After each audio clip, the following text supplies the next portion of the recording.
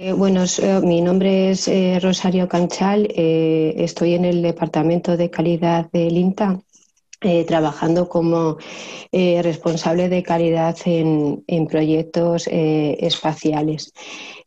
¿Cómo he llegado yo aquí? Bueno, yo hice Ingeniería Técnica Aeronáutica y al finalizar hice un curso de ISO 9001 de sistemas de gestión de calidad, y qué casualidad que en el INTA salió una plaza para responsables de calidad en proyectos espaciales. Me presenté y bueno, pues aprobé, conseguí la plaza. En un principio empecé a trabajar en proyectos pequeños en las antenas de banda S, de la mano de mis compañeros, y bueno, pues después ya me dejaron, me empezaron a ir soltando y bueno, pues hasta el día de hoy. Mi presentación la he estructurado primero. Hablaré de la estructura organizativa de un proyecto espacial, qué interfaces tiene en garantía de producto con el resto de las disciplinas del proyecto, cuáles son las responsabilidades de un PA. Hablaremos del plan de calidad y luego de las distintas disciplinas de garantía de producto, para terminar hablando de limpieza y control de contaminación, que cada vez está teniendo más peso dentro de los proyectos espaciales. La estructura organizativa de un proyecto espacial incluye 4 disciplinas esenciales para poder llevar a cabo el proyecto. Cada una de estas disciplinas tiene unas funciones bien definidas, y son gestión de proyectos, gestión de la configuración e información, ingeniería de sistemas y garantía de producto. Es importante decir que los proyectos salen adelante gracias a un equipo de trabajo liderado por el jefe de proyecto. El objetivo o el objeto que persigo con esta presentación es mostrar cuáles son las responsabilidades y las actividades de un PA dentro de un proyecto de espacio. El objetivo principal de la garantía de producto es asegurar que el producto cumple con los requisitos del proyecto de una manera segura, fiable y disponible. La cabeza visible de garantía de producto es el responsable de calidad, que aunque tiene que reportar directamente al jefe del proyecto, su actuación dentro del proyecto debe de ser totalmente independiente. He dicho que los proyectos necesitan de 4 disciplinas, pero son disciplinas que no son independientes. Hay unos interfaces bien definidos entre ellas. Garantía de producto tiene interfaz con gestión de riesgos, gestión de configuración, ingeniería de sistemas y gestión de proyectos. Aquí muestro imágenes de algunos de los proyectos en los que he estado participando. Está la antena de banda S, que es mi primer proyecto. También participé en la OMC dentro de Integral. Estos proyectos empecé de la mano de compañeros y luego ya empecé con Nanosat, que es un proyecto interno de INTA y totalmente desarrollado aquí en INTA. Me gustaría decir que INTA tiene personal cualificado y con experiencia para afrontar cualquier tipo de proyecto, ¿no? Desde proyectos internos sin unos requisitos de cliente, como por ejemplo era el caso de Nanosat, hasta proyectos ESA, NASA dentro del ámbito de un consorcio. En las interfaces con gestión de riesgos, mientras que el PA del proyecto es responsable de gestionar los elementos críticos, el jefe de proyecto es responsable de gestionar los riesgos asociados a estos elementos críticos. ¿Qué son elementos críticos? Bueno, pues es una amenaza potencial para el schedule, el coste, las performance y la calidad del proyecto, y ejemplos de ellos pues son elementos que no están calificados o elementos con un límite de vida más corto que el tiempo de misión, o elementos con un plazo de entrega largos. También están los elementos que requieren licencia de exportación de los Estados Unidos y bueno, pues un largo etcétera.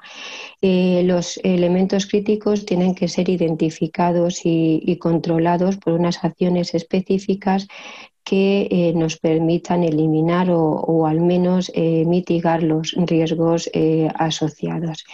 En el interfaz con gestión de proyectos, el PA debe de asegurarse que todas las actividades de PA son tenidas en cuenta para la planificación del proyecto. En el interfaz con gestión de la configuración, el responsable de calidad debe asegurarse de que la configuración as design está bien definida antes de proceder con la fabricación, que la configuración as build también está bien definida y documentada, recogiendo cuáles son las diferencias o las modificaciones con respecto a la configuración as design, y que los elementos entregados están conformes a la configuración as build. En el interfaz con ingeniería de sistemas, el PA tiene que garantizar que las reglas, las siguientes reglas se cumplen en el diseño. El producto tiene que poder ser fabricado, se tiene que poder reproducir sus prestaciones y sus características, tiene que poder ser inspeccionado y ensayado en el entorno en el que tiene que ser operado, y por supuesto también tiene que poder ser operado. En cuanto a la verificación, el PA tiene que garantizar que todos los requisitos son trazados aguas abajo y verificados aguas arriba, y que se hace un seguimiento y una verificación de todos los requisitos a lo largo del ciclo de vida. Las principales responsabilidades del PA dentro del proyecto es definir la organización de la garantía del producto.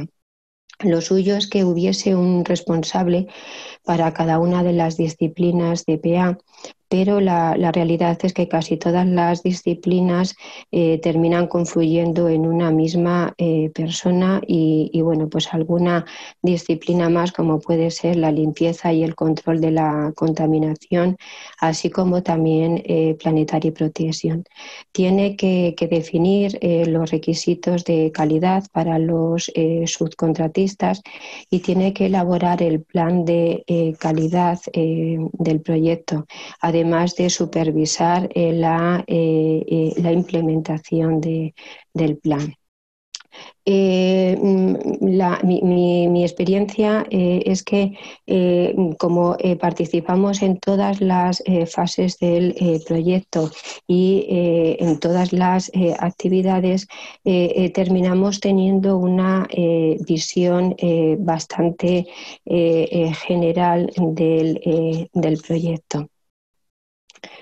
El plan de calidad tiene como objeto describir las tareas y las actividades necesarias para asegurar la calidad del producto. La entrada para elaborar el plan de calidad son los requisitos de PA del cliente. Generalmente se apoyan en las FSS de calidad. Sé que es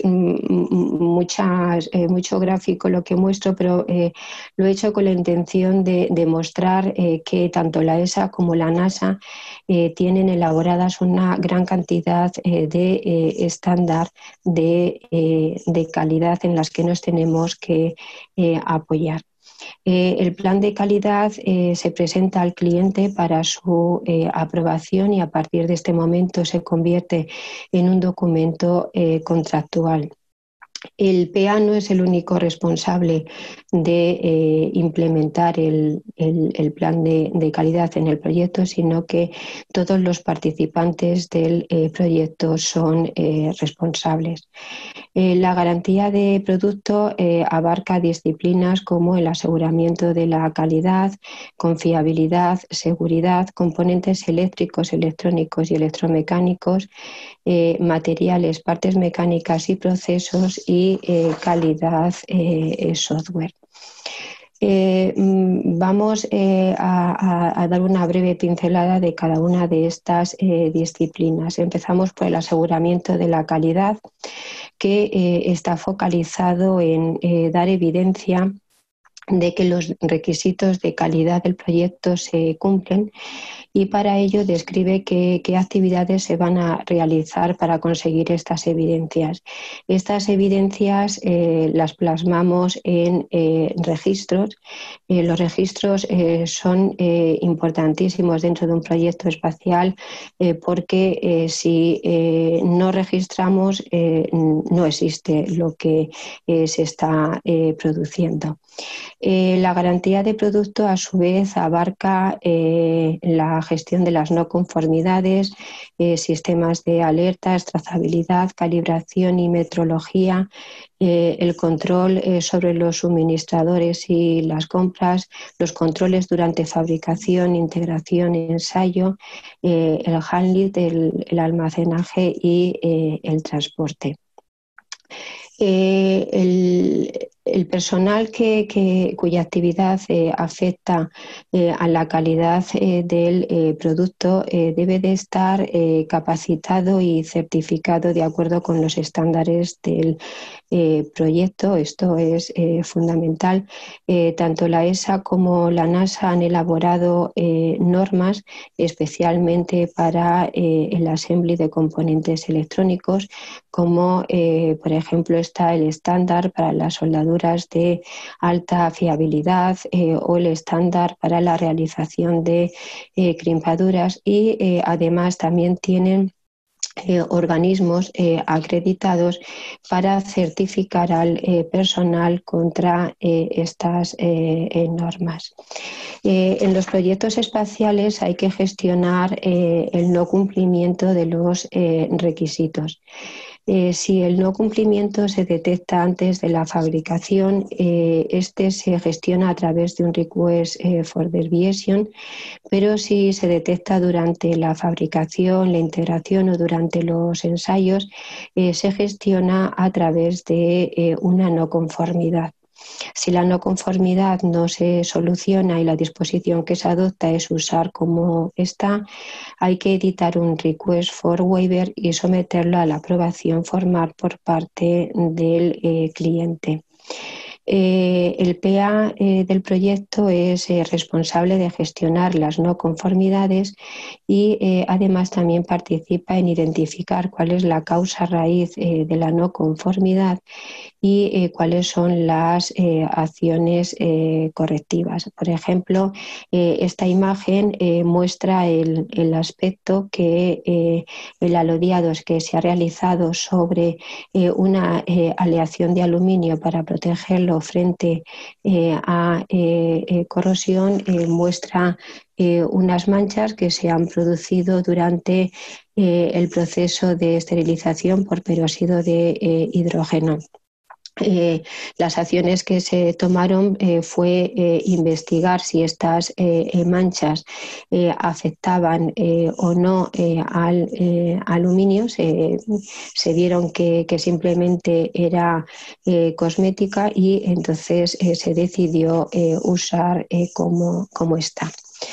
Las agencias espaciales como la ESA, la NASA, tienen establecido un sistema de alertas para intercambiar información sobre fallos o problemas que pueden afectar a más de un proyecto.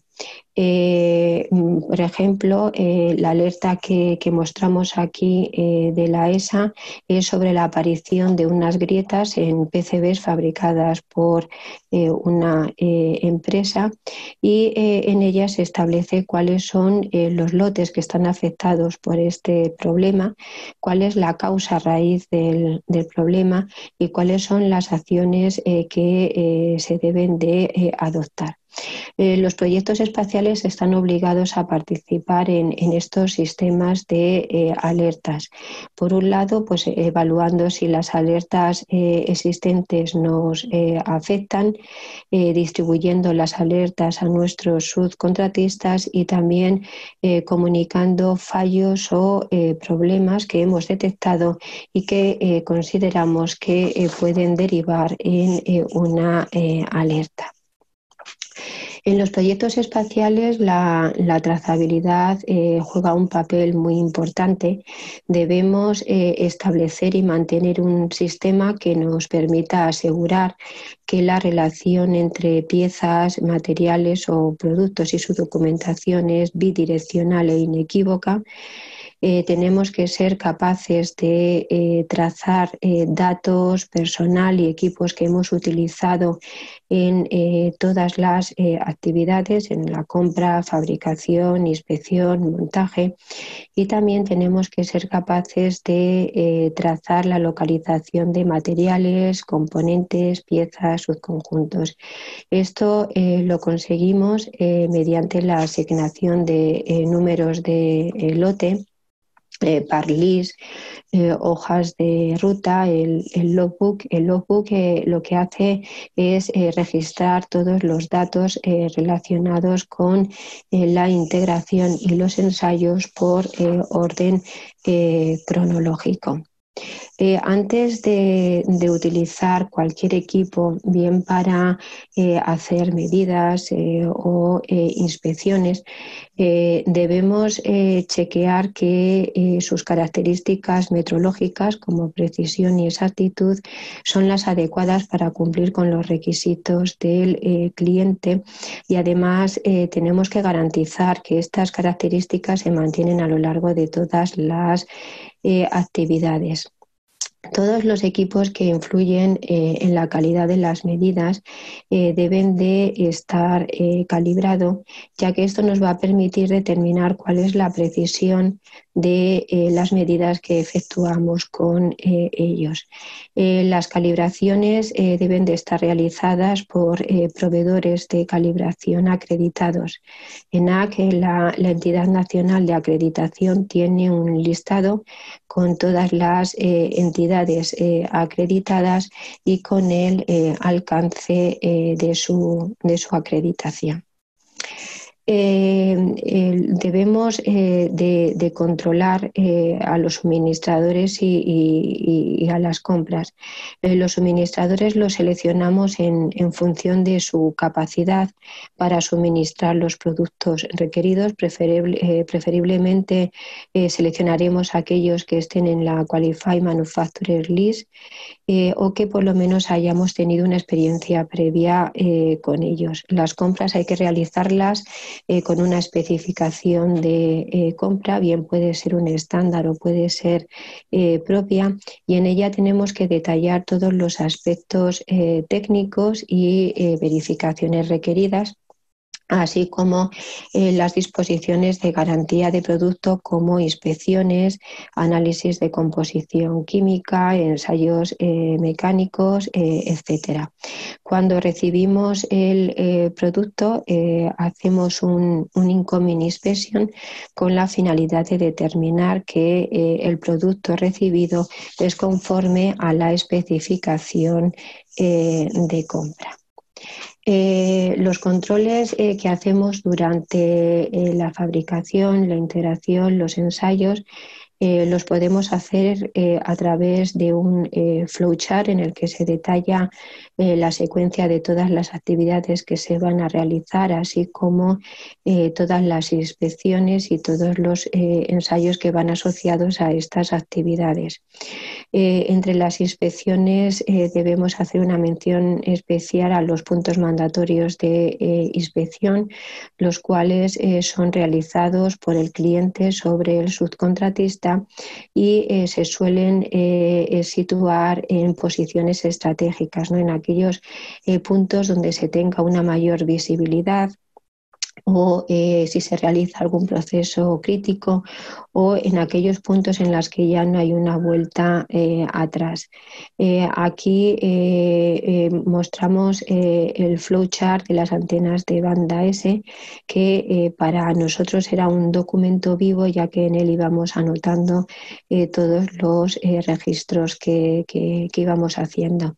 La fabricación también la controlamos con el Manufacturing Reading Review, donde chequeamos que toda la documentación que interviene está conforme a la CIDL, que los materiales, partes mecánicas, procesos son los indicados en la documentación y que no tienen ninguna no conformidad abierta, y también revisamos la disponibilidad de las instalaciones y del personal necesario para realizar las actividades. Los ensayos también los controlamos a través de revisiones. Está el test Reading y Review, donde comprobamos que todo está listo para dar comienzo al ensayo. Revisamos que la configuración del instrumento es la que tiene que ser, que el procedimiento de ensayo está disponible, que no hay ninguna no conformidad abierta que pueda invalidar los resultados del ensayo. Si hay warnings, bueno, pues que el personal que interviene en el ensayo es conocedor de ello. En el post-test review verificamos que el ensayo se ha completado y que por lo tanto podemos desmontar el instrumento, pues bien del vibrador, bien de cámaras, para continuar con la actividad siguiente. Y en el test review board, en él concluimos sobre el estado del instrumento y si se han alcanzado o no los objetivos del ensayo. El equipo soporte necesario para el manejo de la unidad en las distintas fases del proyecto debe de ser tenido en cuenta desde el inicio del diseño, de manera que los interfaces entre el instrumento y el Ground Support Equipment sea fácilmente accesible y pueda ser inspeccionado. Debemos garantizar que el ambiente en el que se almacena el instrumento no provoque el deterioro del mismo, y que los materiales que utilizamos son compatibles con los requisitos de limpieza, que no desprenden partículas, que tienen una tasa de outgassing baja.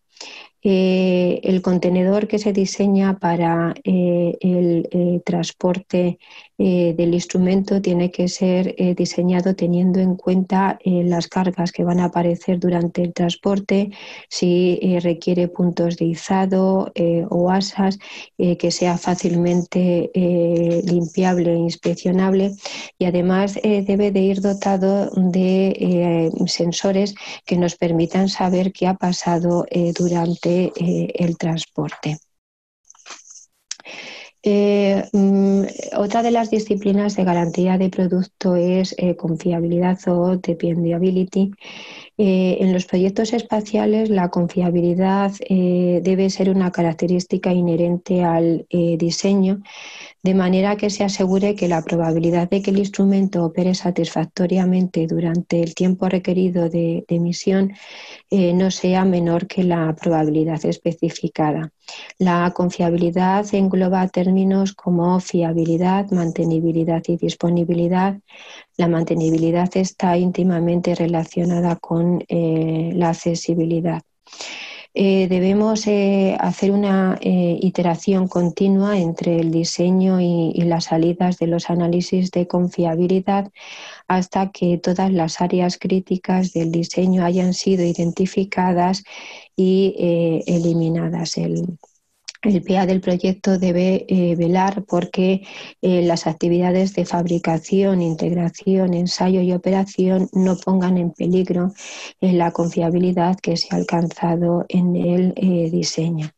Entre los análisis de confiabilidad podemos destacar el análisis de predicción de fiabilidad, Fault Tree Analysis, el FEMECA, el análisis de interacción hardware-software, Workcase Analysis y Pair Stress Analysis. Voy a dar una breve pincelada de cada uno de ellos. El análisis de predicción de fiabilidad es un análisis cuantitativo que se realiza asignando tasas de fallos a cada uno de los componentes y nos va a permitir tomar decisiones sobre alternativas de diseño. Las fuentes que utilizamos para las tasas de fallos, así como los métodos que vamos a utilizar, deben de ser previamente autorizados por el cliente. Estas fuentes para extraer las tasas de fallo suelen ser los handbook de fiabilidad o también los datos proporcionados por el cliente en los datasheets de los fabricantes. El Fault Tree Analysis nos permite asegurar que el diseño cumple con los requisitos de tolerancia al fallo, es decir, que nuestro instrumento es capaz de soportar una combinación de fallos. Este análisis se hace de arriba abajo, es decir, empezamos a nivel sistema y vamos bajando hasta nivel elemento.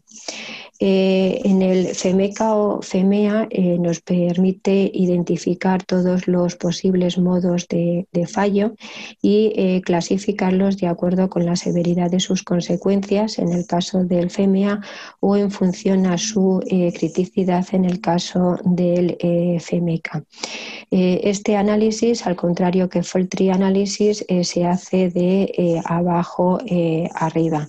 Aquí, por ejemplo, tenemos un ejemplo de un FEMEA en el que se indica el elemento que puede fallar, cuál es su función, cuáles son sus posibles modos de fallo, cuáles son las diferentes causas de cada modo de fallo, cuáles son los efectos de sus fallos, cómo los podemos detectar y los medios para prevenirlo o compensarlo. El análisis de interacción hardware-software verifica que el software reacciona ante los fallos del hardware y este suele estar englobado dentro del FEMECA. El work case análisis se realiza en equipos electrónicos para demostrar que funciona dentro de lo requerido, a pesar de que se produzcan variaciones en los parámetros de sus componentes y también a pesar del entorno impuesto. Los parámetros que pueden variar son las tolerancias iniciales, el envejecimiento, temperatura, radiación, etcétera.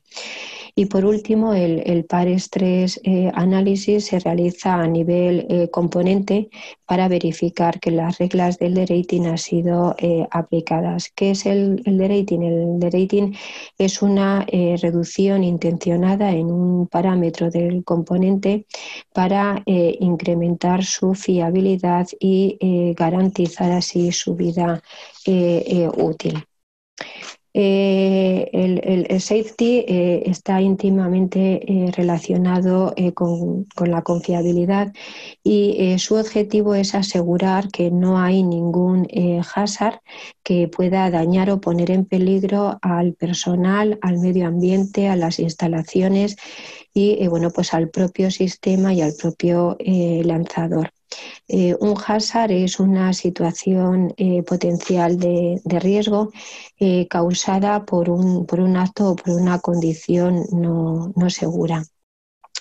Los hazards pueden ser inherentes, como por ejemplo son los láseres que no pueden ser eliminados, o también pueden ser inducidos. Estos últimos pueden ser eliminados o al menos controlados. Un ejemplo son las descargas electrostáticas. El programa de safety empieza identificando los hazards potenciales que pueden ser causados por el diseño, por los efectos ambientales, por errores humanos.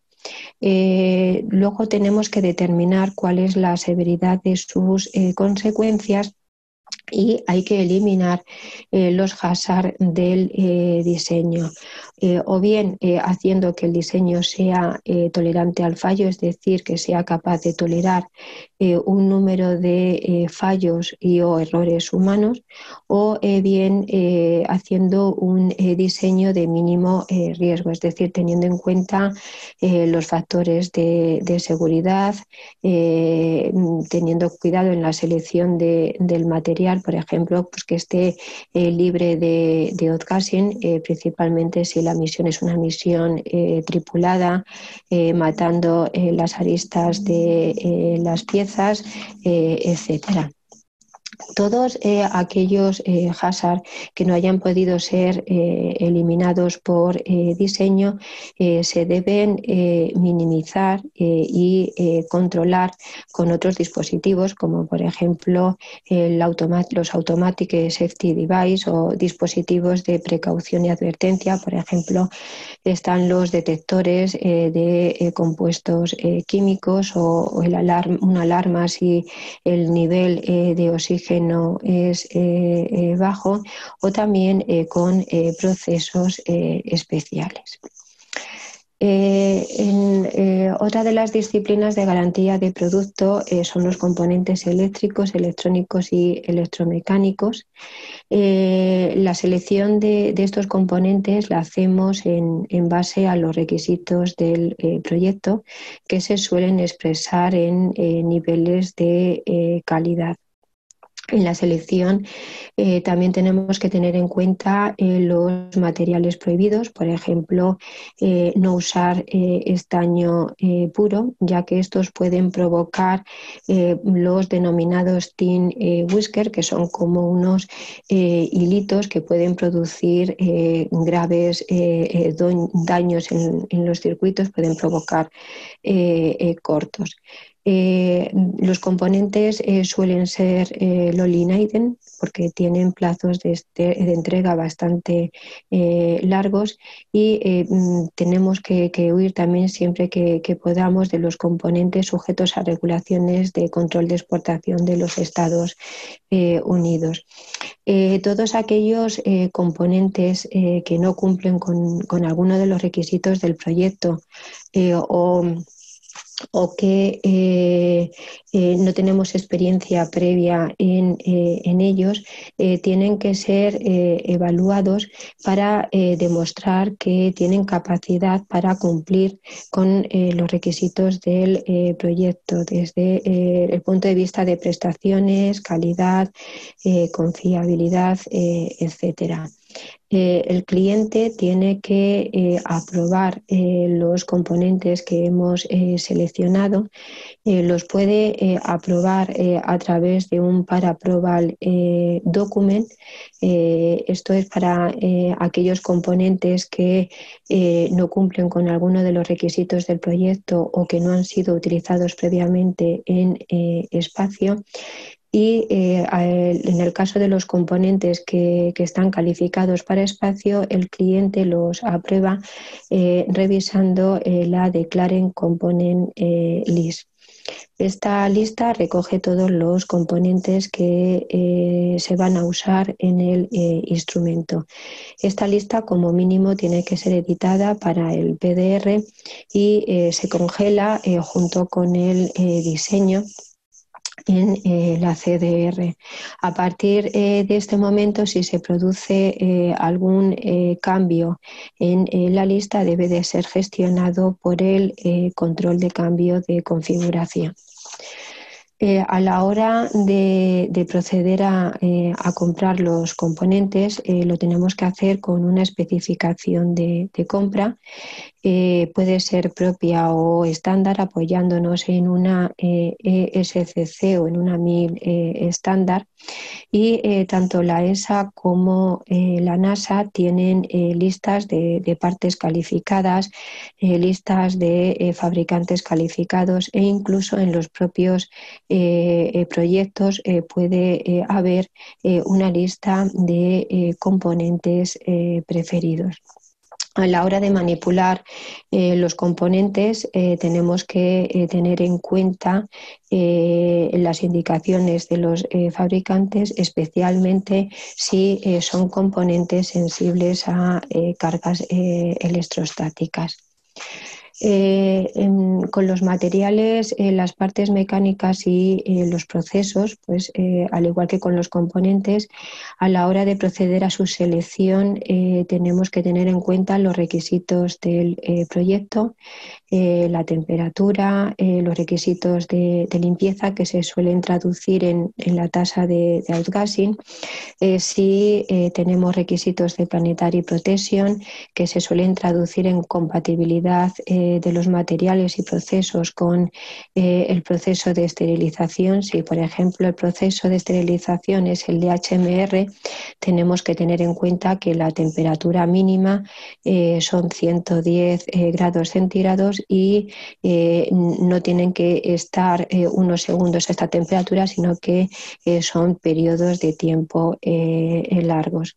También tenemos que tener en cuenta los materiales prohibidos, como son el cadmio, el zinc, el mercurio, que los materiales o los procesos que no estén afectados por la obsolescencia REACH, que tiene como objeto proteger al personal y al ambiente de determinados componentes químicos. Por ejemplo, hasta ahora en los proyectos estábamos utilizando el Alodine 1200 para la conversión química de las aleaciones de aluminio, con objeto de protegerlas frente a corrosión, y bueno, pues ya nos la podemos utilizar. Siempre que podamos tenemos que dar preferencia a aquellos materiales o a aquellos procesos que tengan heritage en espacio.